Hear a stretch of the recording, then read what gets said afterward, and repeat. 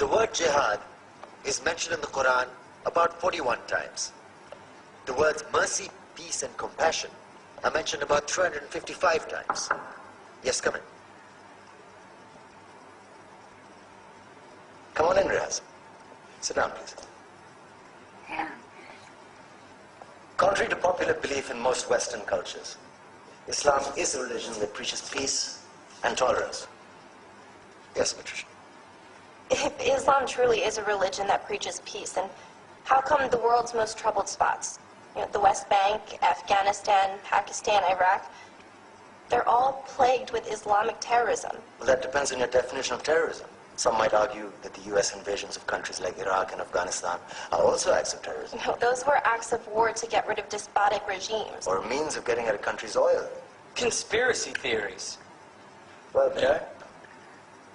Yes, please. Go ahead, Riaz. Mr. Khan is right.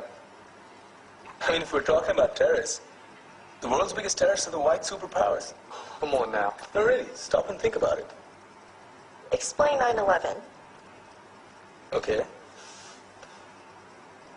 Do you know how many people died in the Twin Towers strike? Around 3,000. And do you have any idea how many people died in the bombing of Afghanistan? Take a wild guess. More than 15,000 people died. And that's just conservative figures. About 50,000 tons of explosives were dropped on innocent civilians.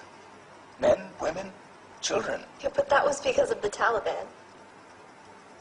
Now that you brought it up, did you know that the Taliban was a creation of the CIA to fight the Russians? Whatever. They were still harboring terrorists. Yeah, right. Terrorists that were never found.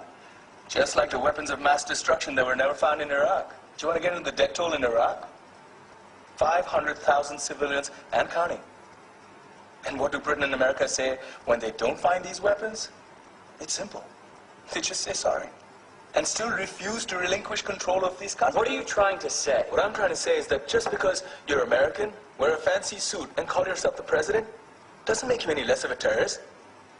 I'm saying that if you don't stop meddling in other people's countries, you will face a backlash. If Muslims like you feel that way, then why don't you get out of our country? We will. As soon as you promise to leave ours.